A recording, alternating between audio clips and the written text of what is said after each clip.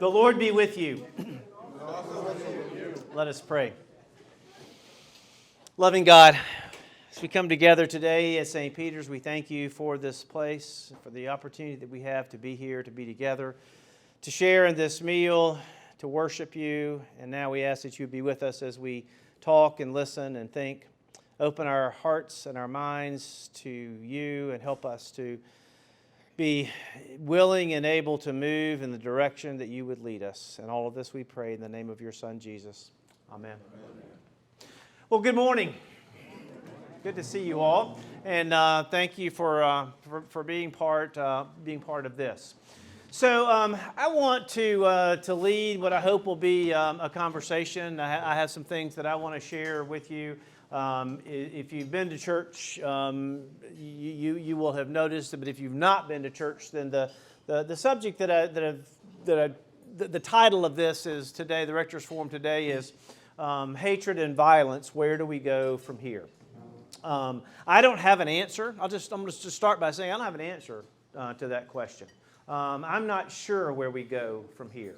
But what I do know is that, as all of us I think know, is that what we saw and experienced again last week in Texas seems to be something that is just going to, at least for now, continue to happen. And I think that we all have different thoughts, ideas, opinions about different components of violence and of what we're seeing and take place in our schools and in other settings. And I think that clearly something is going on and that has been happening now for, I think we saw this week that the shootings in the Sandy Hook Elementary School were 2012. So at least the last 10, 11 years. This is what we've seen. So what I'm hopeful that we could do today is just again, I'm going to share some things and that we can just kind of talk to each other. I know that, and I recognize that again, that some of us have, or maybe in different places on different parts of this, and I hope that we can respect that and be respectful of each other. This is not in any way meant to be. I'm not going to be political about this. I don't want us to be political about this. What I hope is that we can approach it from the standpoint of people who are faithful, people trying to live out our faith and to understand and think more clearly about how it is that we respond to, react to, deal with, and maybe be agents of change in some way that can help facilitate our getting to a different place as a people. I want to begin by just reading something to you. This is from the U.S. Conference of Roman Catholic Bishops. Our families are torn by violence. Our communities are destroyed by violence. Our faith is tested by violence. We have an obligation to respond. Violence in our homes, our schools and streets, our nation and world is destroying the lives, dignity, and hopes of millions of our sisters and brothers. Fear of violence is paralyzing and polarizing our communities. The celebration of violence in much of our media, music, and even video games is poisoning our children. Beyond the violence in our streets is the violence in our hearts. Hostility, hatred, despair, and indifference are at the heart of a growing culture of violence. Verbal violence in our families, communications, and talk shows contribute to this culture of violence. Our social fabric is being torn apart by a culture of violence that leaves children dead on our streets and families afraid in our homes. Our society seems to be growing numb to human loss and suffering. A nation born in a commitment to life, liberty, and the pursuit of happiness is haunted by death, imprisoned by fear, and caught up in the elusive pursuit of protection rather than happiness.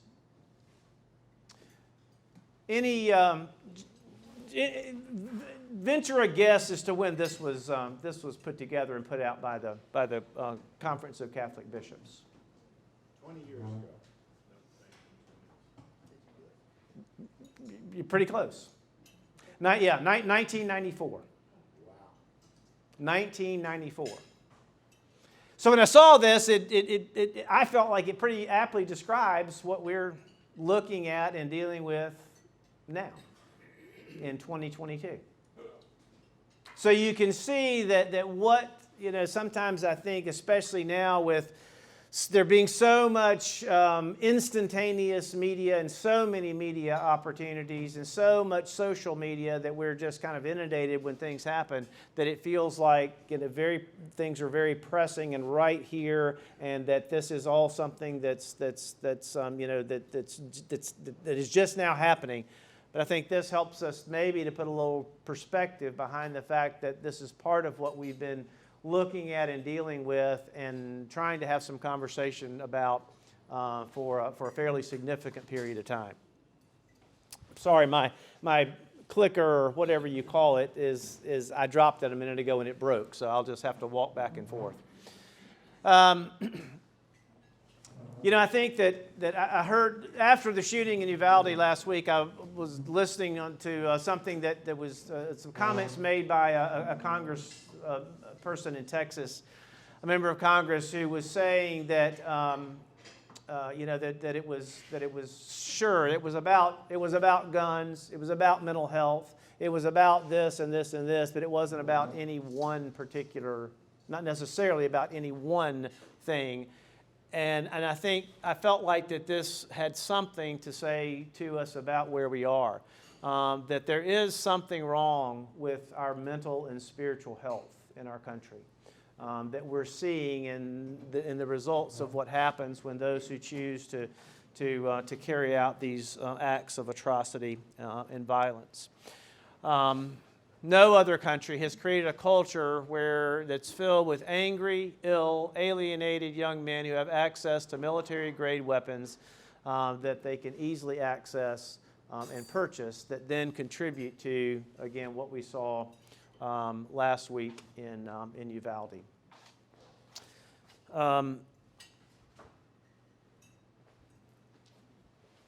Now, one of the things that you may have seen that I've been seeing a lot this week, and I saw it after the shooting in Buffalo a few weeks ago. I saw it after the shooting in Boulder, Colorado, in the grocery store there, is that this kind of almost relentless stream of thoughts and conversation around how prayer is not enough, that we need to take action.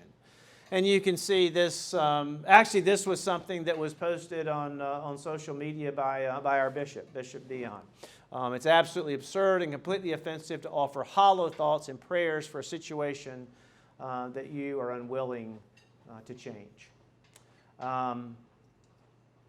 Actually, Francis Gay and I were having a conversation about this recently, and I'll just give you my bias and say that while I certainly think that we have to be willing to change, we have to be willing in some way to find ways to be agents of change, agents of peace, agents of transformation, that I do think that offering prayer and continuing to pray and be intentional about offering our prayers, not only at times when there's been a tragedy, but holding up to God how it is that we feel like and hope that we can help be those agents of change, I just think is imperative. And I also think it's a way of bringing people together and being able to have conversation and think through these difficult things.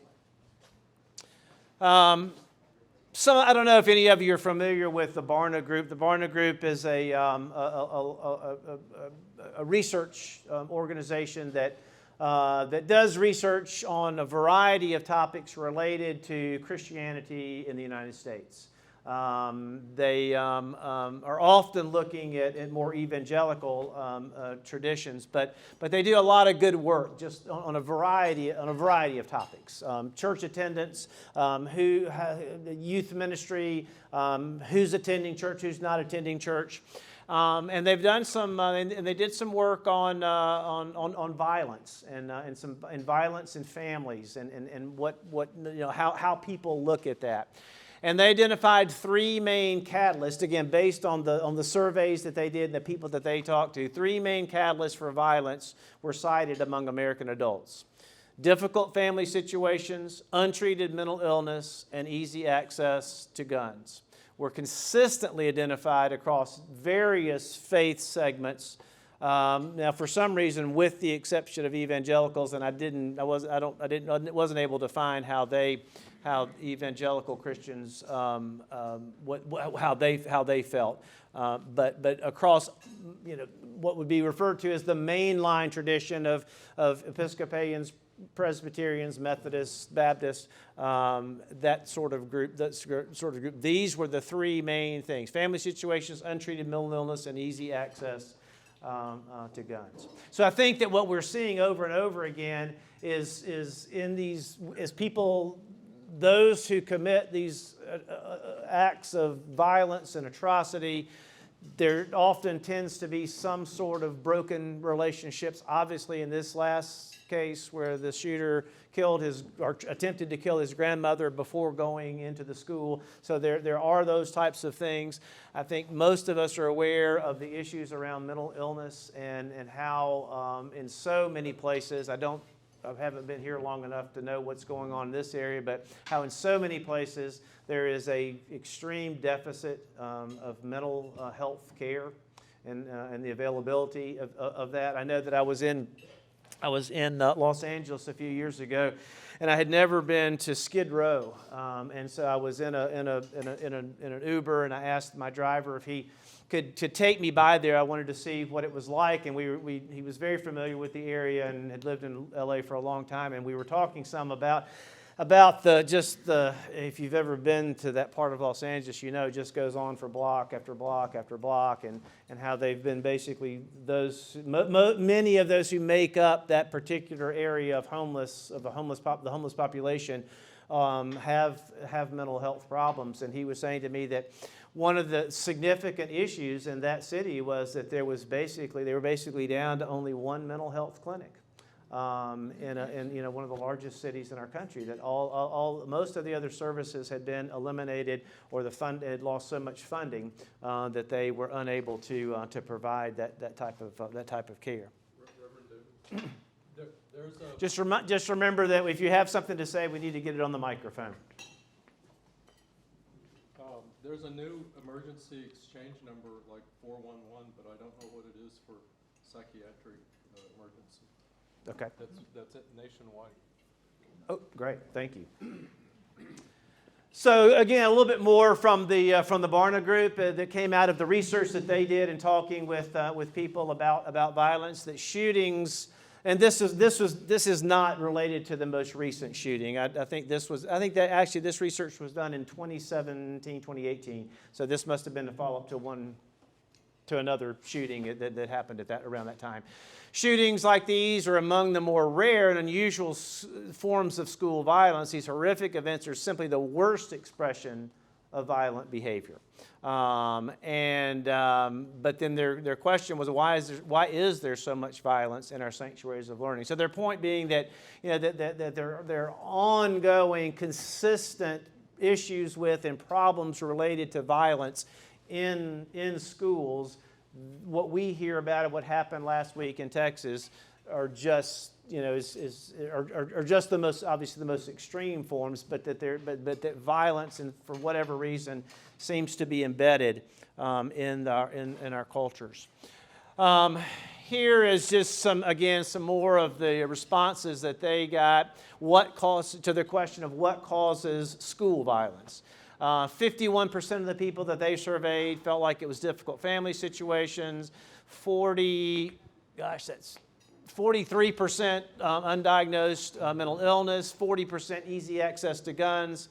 Violence in video games, violence on television, lack of religion in schools, and you can see the list that goes on and down. But again, the top three were the ones that I mentioned. I can't read those things, but is opportunity one of them? No. Violence, difficult family situations, undiagnosed mental illness, and easy access to guns make up the top three. And then it's violence in video games, which 27% responded to. Violence on television, 22%. Lack of religion in school, 20%. Violence in films and movies, 15%. Violence in music, 14%. And lack of armed guards in school, 7%. So again, that was in response to the question of what causes school violence. Bruce? Well, these are opinions. understand, David, these are opinions of what the problem is. Correct. It would be worthwhile to know what the analytical, some analysis and data that would support these views. Yeah, and that's exactly right. This is just a survey that was done, just research that was done that shows up. Now, in my kind of cursory looking at what's out there, I think that certainly these two seem to crop up a lot with untreated mental illness and relatively easy access to guns and weapons. From the New England Journal of Medicine, and a couple of years ago, for more than 60 years, the leading cause of death for Americans for age up until birth till 19 was automobile accidents. But 2 years ago, deaths related to firearms took the lead. Now, that's not just someone shooting children in school like happened last week. That also includes suicides, any type of violence that involves, or any type of death that involves a firearm in any way.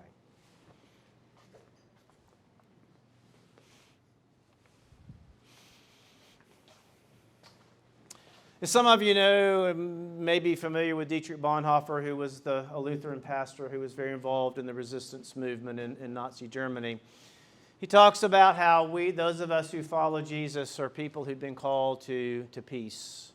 When Jesus called them, they found their peace, for he is their peace. They're told that they must not only have peace, but make it. And to that end, they renounce all violence and tumult. Now, Bonhoeffer was also someone who was involved in violence in an effort to assassinate Hitler. But, and that moves into a just war theory and that type of thing. But what he is promoting here goes back to that, to what I mentioned that I saw that our bishop had posted about our needing to be willing to push for change, is that if not only do we are we to be those who call for peace, but that we need to be people who are pushing for peace, who are trying to be agents of change and to create peace in our own lives and in the lives then of others. So if you take a look at the Bible, in the very first book, it begins with violence. The story of Cain and Abel. Cain kills his brother, Abel lay dead, and then the Lord said to Cain, "And where is your brother?" "I don't know," he replied. "Am I my brother's keeper?" So, again, and I'm going to speak from the David perspective, and I would hope and encourage you all to do that. I think there is something here that we're missing, that we have alienated ourselves, that we have isolated ourselves in ways that we don't live into this being my brother or sister's keeper in ways that we once did.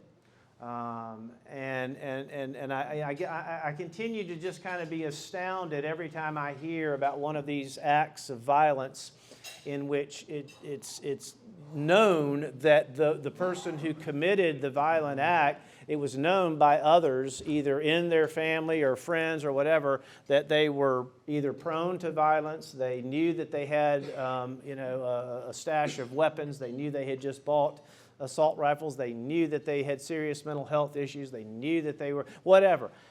But nobody ever says, "Hey, what something's not right, and we need you to go take a look at that." It always seems to come out after, in the aftermath.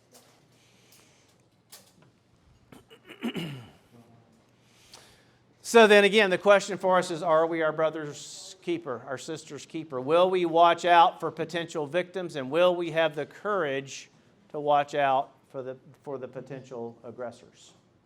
And I really do think that there is something to be said for that, and our willingness to be able to not only identify then, but be able to let someone know, let law enforcement know, let a mental health professional know of a concern.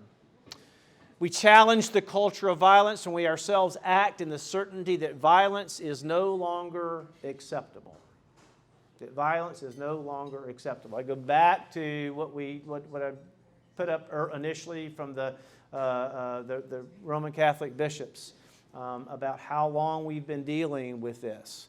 And it does seem as if that we've almost, I don't know whether we've become desensitized to violence, whether we've just become accepting of it, if we've just given up. Again, I don't know, but I do know that we seem to talk a lot about it when something happens, but then we continue to condone it. And again, as it says here, that we cling to the stubborn belief that it still works and that that things are still valid. And it seems as we continue to deal with these issues that's not the case.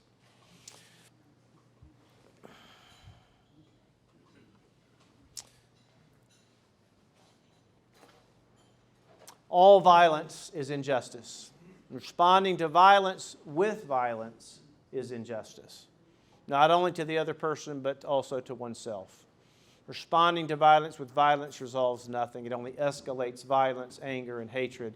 It is only with compassion that we can embrace and disintegrate violence. I don't know that, I'm not aware of, other than outside of the church, that we really talk a whole lot about compassion in our society.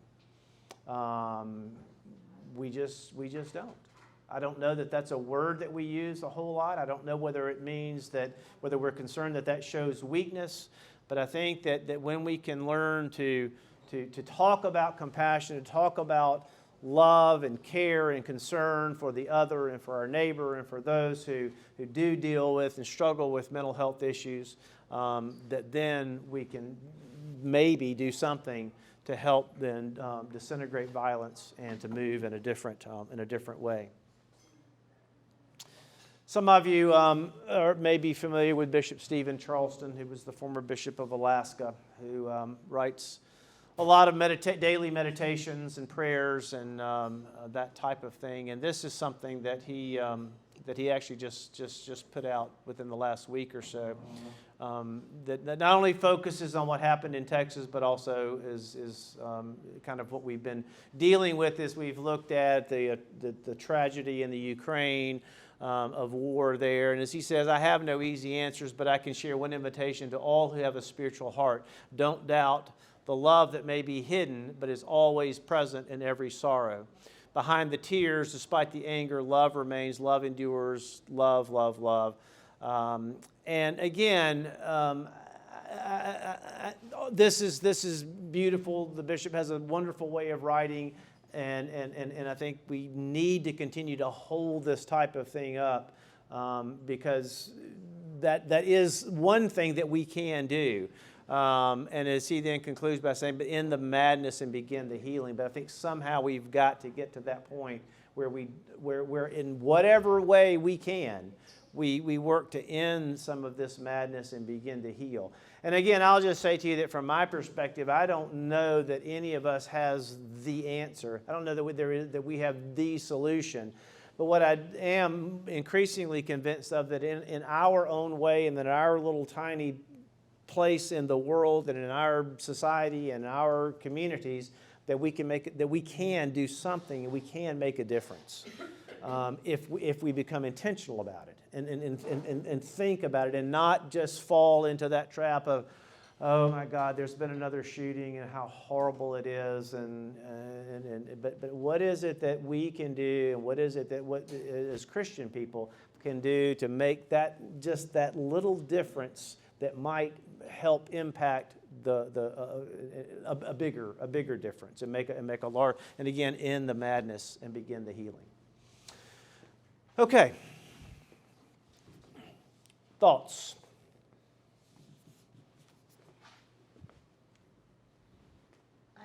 understand that videos for children are steeped in violence.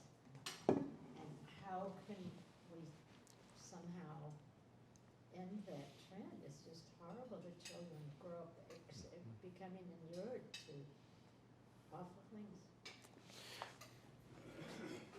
Well, I think that one of the things that that I mentioned was the fact that we've just kind of we've accepted violence. We've accepted, whether it be in the form of video games, movies, and even sports to some degree. We've created a culture of some sports. We've created a culture of violence in which it is accepted. So again, I think part of it involves being able and willing to say no. That we're not going to create those types of games, those types of videos, that we're not going to condone, that violence and people being hurt, injured, killed, maimed, whatever, is not acceptable.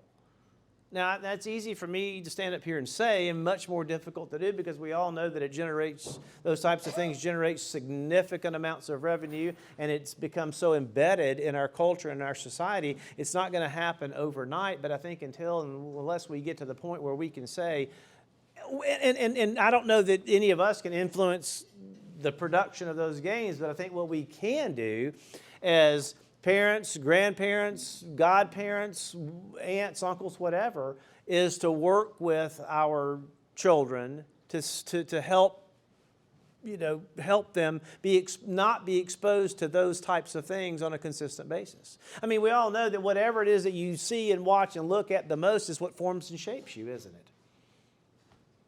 And I think we've because one of the things I'm aware of is that it's not very often, and I'm just going off the top of my head here. It's not very often that you hear about a 65-year-old man who walks into a school and shoots kids. I mean, I guess it's happened, but it seems to be that it's almost like it's a generational thing. Is that one of those slides I pointed out that I had earlier mentioned? This culture of young, alienated, angry young men. And it sure isn't very often that I know of even an 18-year-old woman. Do you know if this culture of violence exists in other countries? Not necessarily, I mean, I know they don't all have access to guns, but for the video games and so forth. Yeah, that's a good question, Susie, and I don't know. I don't know how. I mean, I know that whether it's accurate or not, I know that we, as you all may know, we most often get branded and labeled as being one of the most violent countries in the world. So what that means in the context of, I mean, we all know that there are horrible things that happen in some other countries that are not structured like we are, that have, North Korea, for example, a place like that where there are just terrible things that happen. But I would assume that in most countries where there's access to the types of things that our children have, that they also have access to them. But whether there are other things in those cultures that help to facilitate or help them move and not make that be a way of life, I don't know. David, I find it interesting and a certain sadness, I guess, that we lament what happened in the school, which is, of course, needed and appropriate. But every day in our cities, the number of kids that are killed by other kids or others is a number vastly greater. Mm-hmm. And to put it in perspective, we lost in our worst day, as I understand it, in the Iraq War, 37 men. Mm-hmm. We lose that many with some regularity in this country. This is something very simple. Could we start a campaign to stop toy makers making guns and selling them to children?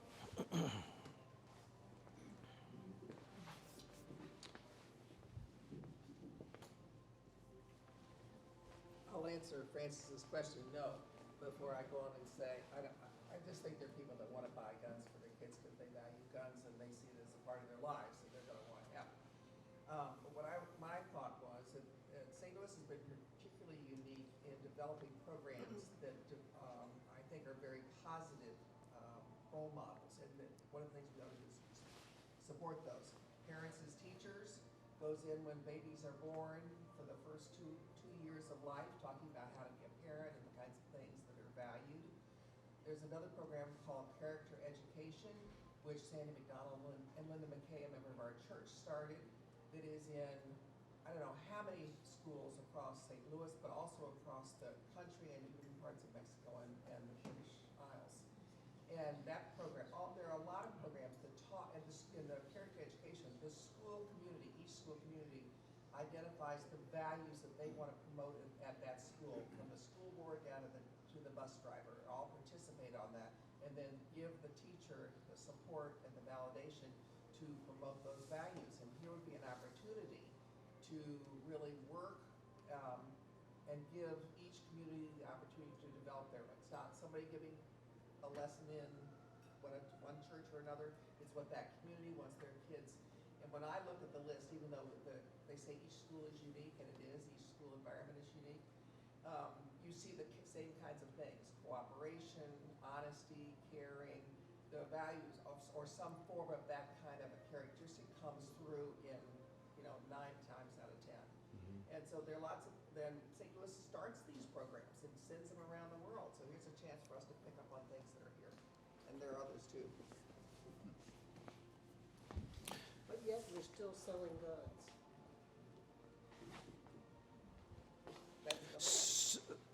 Jerry?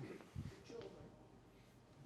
Somebody asked about how our number of shootings, and this was in the New York Times yesterday, number of mass shootings between You have to do louder, Gary. between 1998 and 2019, and this is where 4 or more people were killed. The United States had 101 incidents. Next in line was France with 8, and it goes down from there. We are far and above everybody else. And to the point that Bruce was making a while ago, and I believe that was reflected in one of the slides that I had, is that we respond to and we're aware of these mass shootings, but you're right. I mean, every day there are incidents of violence, gang-related violence, other acts of violence. Those who are lives that are lost, and those who are serving our country. I mean, yes, but this is what obviously, because of the way in which the media is able to, is so accessible, and we have so much of it coming at us. This is these are the types of things that seem to get our attention, and I think too. And again, I'm just speaking from my perspective. It's not just, I mean, any life that's lost tragically is a life lost. But, it's hard when it's 2nd and 3rd and 4th grade babies. It's almost just kind of incomprehensible in some ways. Jimmy? To go to what you were saying is, yeah, there's so much more violence other than just a school shooting every now and again. I think the main thing is, or not the main thing, a big part of it is just the accessibility of guns to the inner city youth probably. People buy guns, that's kind of like their mode of making money. So they'll buy a gun and then they sell it to other people. So I was just saying to Amanda, how do we solve that? Maybe we, at the end of the year, kind of like with taxes, your personal property tax, you have to show that you still own that gun or something, because, or, where the registering thing may work a little bit better. It's just, when someone purchases 150 guns in the year, and they don't own one at the end of the year, maybe they, we should figure out that those guns are going somewhere. And then, yeah. And then it's just the amount, I mean, there's a lot of guns on the street, just because that's kind of like the thing young people, they feel safer, because it is dangerous out there for a lot of people in, the inner city. So I mean, it's just a lot of guns on the street, and and they just fire them for whatever reason, like whenever they're angry. You know, it's not a, it's no more, or just it's not any more fighting, but, fighting is a lot less than when we were growing up. Now they just pull a gun and there you go. And they just kind of fire, willy-nilly, intermittently. If they're mad at someone and they see that person, that's when you hear about the 3 and 4 or 5 people getting shot as well, so, yeah. Right behind you. Another thing that was pointed out recently, or that I read recently, was that when you go in and buy a gun, and if they do a background check, the problem lately has been that because the lower courts have not been prosecuting these kids or young people for minor things, they end up with no record, even though they've done quite a bit of bad stuff. And so they don't get picked up in a background check, and that's why they've gotten the access to the gun. And, if we can get some of our lower courts to be a little less lenient, then at least, when they do background checks, they'll pick up some of this. Okay.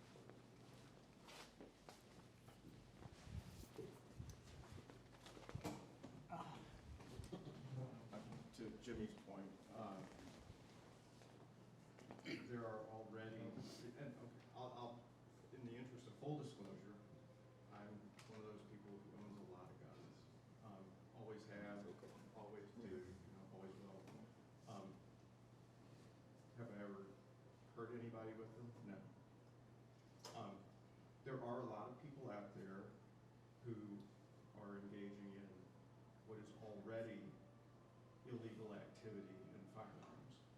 Okay, if something was bought, guns are frequently bought legally and then transferred illegally for the very purpose of putting them in the hands of people who can't buy them legally. Correct.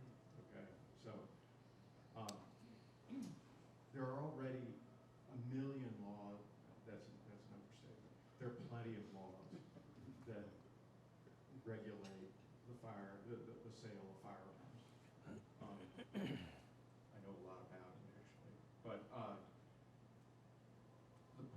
the real problem that we have, not with necessarily the mass shootings, but it's probably a part of that too, but with just your, and I don't mean to sound uncompassionate, but your garden variety homicide by reason of firearm, is that there's a whole generation of people out there that think that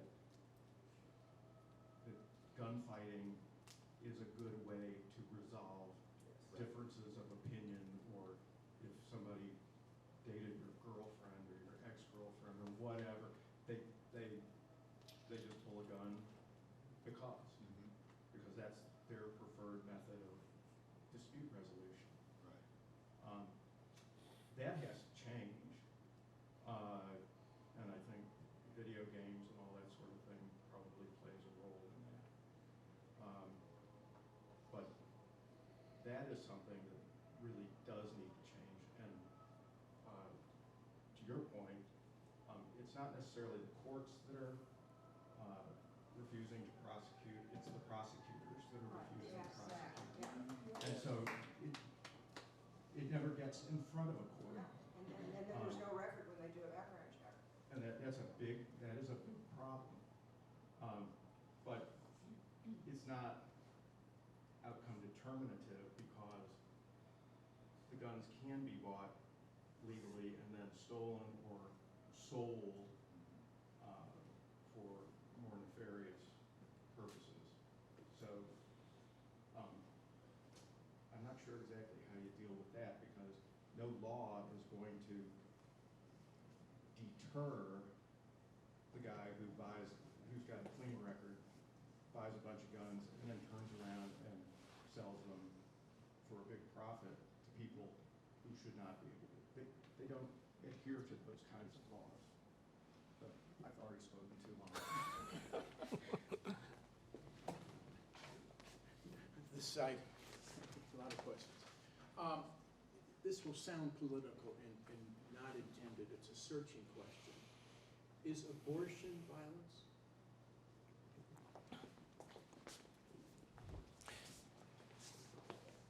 I'm going to dodge that one. Not because we shouldn't and can't have a conversation about it, and we certainly can.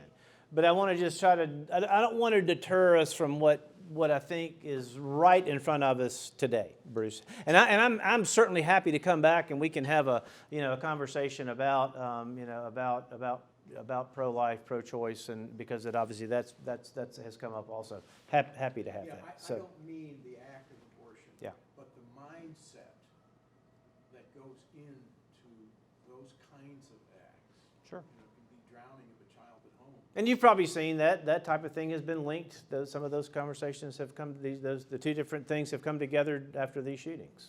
I have seen some of that. One of the problems with schools is their security. They're soft targets. And these people are mentally challenged and cowards. Mm-hmm. And they have no fear of retribution other than law enforcement. So make your schools safer.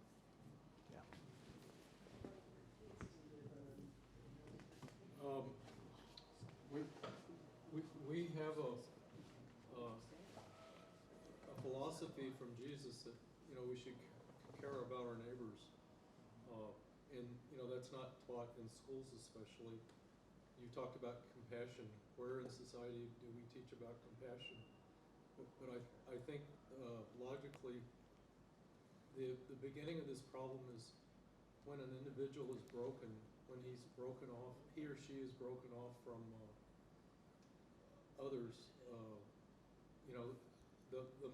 The smallest incident would be suicides, and in a larger sense, the people that are broken that go out and hurt others,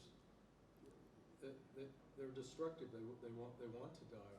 You can't stop it. It's like a suicide bomber. So emotionally, a broken person. There are teachers who would not allow a broken person to sit in their classroom without intervening. So I think society needs to intervene in the brokenness, and our Christian philosophy taught us that, we're not islands. We have to help our neighbor. So I think you can legislate all day, but if you see somebody who's broken, you have to reach out and help them. Well, I appreciate you all being part of this conversation. As I started by saying, I don't have answers, but I hope that for you, as it is for me, that at least it helps. I find it helpful to be able to engage with each other. I find it helpful. I've experienced this as I've dealt with other significant issues in the past that I've always.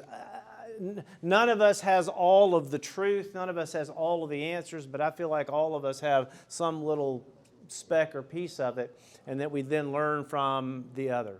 And hopefully that helps us to move into different places. I do think that we have some sense of responsibility to think about how it is that in our setting, in our context, in our lives, in our communities, our families, that we can work to be agents of change and compassion and love and live into what I think that Jesus is calling us to be and to do. So I just want to hold that up for you, and then invite you to join with me in praying this prayer as we bring this to an end. Can you see this? Okay. Let us pray. Gracious God, inspire us with the gift of shalom, the gift of wholeness and the promise of your presence. Give us wisdom to seek nonviolence as an answer to the violence of our lives and world. Give us courage to seek wholeness in a fractured and divided world, to find reconciliation rather than revenge, to abandon the instruments of violence and death, and entrust our lives, our homes, and our families to you. May your presence fill us and others with the thirst for unity, wholeness, and the desire to see all people valued as created in your image. May we and others receive your shalom, that we might be faithful instruments of your love. Amen. Thank you.